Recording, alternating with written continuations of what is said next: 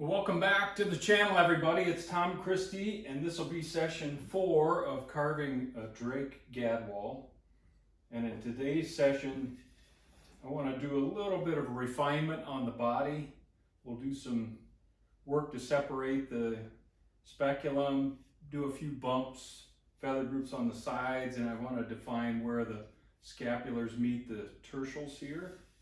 But not too much more, and then we'll get the head mounted, the neck joint filled, and we'll be ready for the final session, which is sealing and priming the bird. If you're enjoying my channel, please hit the subscribe button. It doesn't cost anything and it helps me out. And that way you'll be notified of additional content as I continue to build the channel. So let's get right to the Gadwall Drake this morning. Just a little close up on the planning work before we start carving. I've got a dimension for my reference on the distance from the tip of the tertials back to the first row of scapulars here. And then I've laid in the others. So this scapular will kind of droop down and be right over this speculum area. And then I got a dimension on how wide this white portion of the speculum should be. And then there's a row of black feathers overlaying that. And then we get into the rust color up here. So I laid that out on both sides, make sure my dimensions are accurate on both sides. And then I've got a few feather groupings penciled in here that I want to do a little work on, but not too much. And I think I'm going to leave the scapulars, do all of this in paint because there's such beautiful work up here. I don't think I need to bump out every feather group. As usual, I've sped up the video here, and I'm using this little cylindrical burr, and I'm just going to use that to quickly outline the scapulars. We don't need a lot here, but I want to create a little bit of offset between the scapulars and those tertials. So I'm using the side of the burr now to follow those trenches that I cut and lower the tertial area. This is all pretty rough carving, but it's quick work with the burr, and that's why I prefer to use that in this type of work. So I'm lowering those to where they look right. And then I'll use the side of the burr to round those scapulars and just rough round them and get them ready for some final shaping. Doing the same thing on the opposite side. Again, I'm keeping the video fast here. I'm not actually working this quickly, but we can get through a lot more video that way quickly. Just so you're aware that you need to be working slower than this.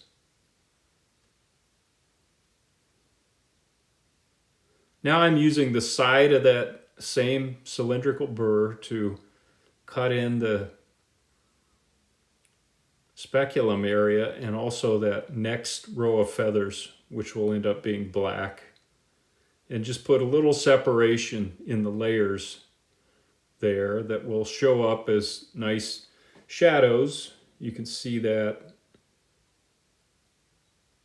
and then the paint will really add to that. Now I'm shifting to the bullet-nosed ruby bit. This is kind of a medium grit, and I'm using it to remove all the burr marks and rough carving marks.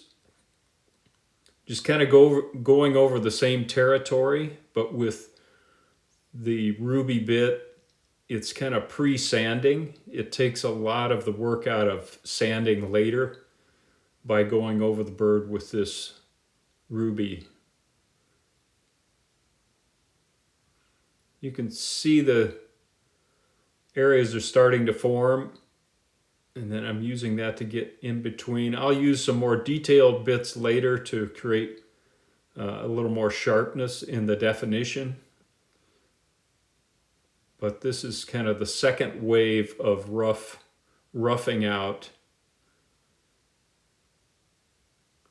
Now I'll use that same bit and go in and cut in some outlines for these feather groups that I want to create on the side pocket.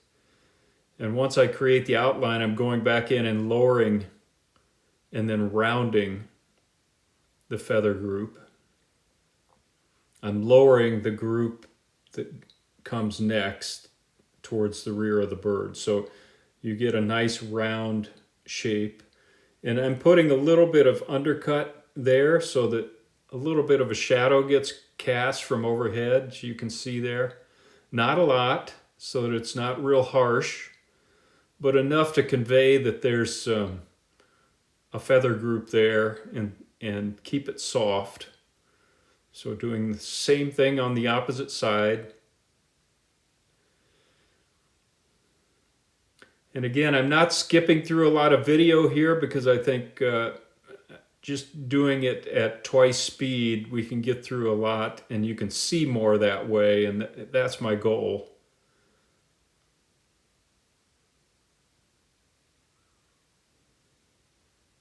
Now I'm going to use the 1/2-inch sanding drum, cushioned sanding drum, and just go over the same areas, and this takes it down to the next level of softness. And just rounding things out, removing any remaining grinding marks. You can use the side of this and the end of it to kind of sculpt as well, so you can see that's starting to soften up. And this is the rough sanding, and we'll finish up with hand sanding, but you can do a lot of work with this sanding drum quickly, and that's what I like about it. This is using the Fordham flex shaft. Now I'll do the same thing on the back, work those scapulars to soften them up and remove any remaining harsh lines. So I'm just going to go over the entire bird, and then we'll come back and take a look at it. All right, I've done some rough sanding, and I just wanted to show you where we are kind of in the overhead light. You can see the side pocket bumps are pretty subtle. I don't want anything that's going to cast a hard shadow, but rather convey softness. So I've got these stepped down, I've got the scapulars defined, and I'll just spend some time now sanding. First with rough 80 grit, that takes off any hard lines or bumps, and then gradually move down to like 150, 120, and I'll finish the sanding so you don't have to watch me sand, but then we'll be ready to put the head on. Just another point in finishing, and I'm using this little tool with a couple of ruby bits on either end to begin cleaning some things up. The point I want to make is any carving that you do has to be right, because it's going to be very difficult to cover up a line, a carved line that's in the wrong place or is sloppy with paint. So I always take some time in this final finishing of the carving session, and I think you've seen me say that before. Just spend quite a bit of time cleaning things up, straightening lines, and making sure they flow so you don't have to deal with them later in the painting. Just wanted to show you an example of an area that needs to be cleaned up. You can see I've got lines all over the place here, and I could just go ahead and seal everything up, but if I do that, I'm going to run into trouble during the painting process, because anything with a hard line casts a shadow, and then it's going to look awkward. So I'm just using my tool here with a ruby bit on it and going over that area, smoothing things out so that it makes sense, and tying everything in properly, just making sure it's clean. Got some more work to do there, but I did want to show you an example of what am I talking about, cleaning things up.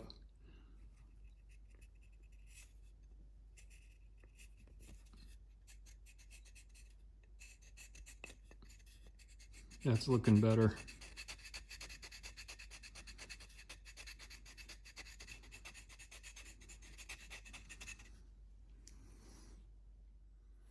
Now I'm just using the DevCon 2-part 5-minute epoxy. So this cures in 5 minutes. You have to work pretty quickly. But I love that about the quick cure. I don't have to wait before I move on to the next step. So I'm mixing this thoroughly.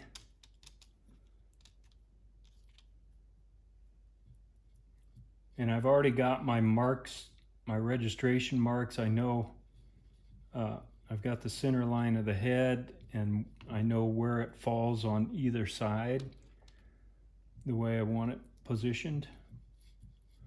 So I'm just spreading the glue evenly, not leaving too much excess, and then doing the same thing with the head so that both surfaces are nice and coated with the epoxy. And then scraping off too much excess, because if you don't, it's just gonna run all over your decoy. And then I'm gonna rock it back and forth to make sure I've got good contact and get lined up with my registration marks front and back. I've got a little glue squeezing out, and there's nothing wrong with that. But I'm going to take it off now so I don't have to deal with it later. And then I'm going to let that set, and then we'll work on the neck joint here. Now I'm going to take a burr and go in and open up just a little bit of a channel around the neck seam to leave some room for plastic wood that we're going to use to hide the neck joint. I'm going to use this little cone-shaped burr and use that to remove some wood around that neck joint.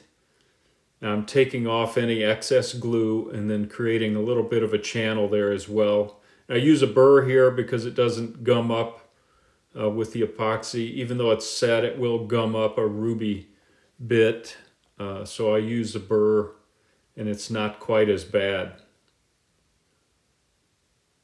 So I'll get that cleaned out, and then we can apply the plastic wood. I'm going to start out with some acetone on an old brush and just paint that around the neck joint, and that'll help remove any loose wood and also get the wood, help promote bonding of the plastic wood to the tupelo. Then I'm going to take some plastic wood and push it into the neck joint. I'm using my finger. You could use a popsicle stick, whatever you want to use, or a gloved finger. But to expedite things for the video, I'm just going to use my fingers. Probably not the best practice. And then use the acetone on a nice old brush that's kind of feathered out, and smooth that plastic wood around the neck joint.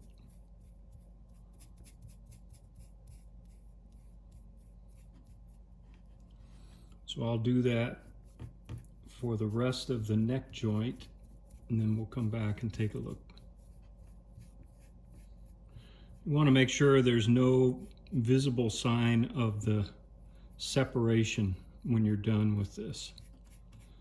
And I've found sometimes you have to go back after everything dries and reinforce a spot here or there.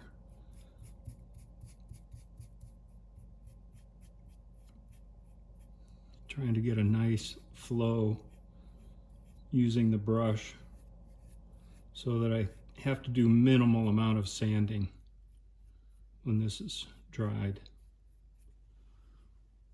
Here's just a quick look at that neck joint.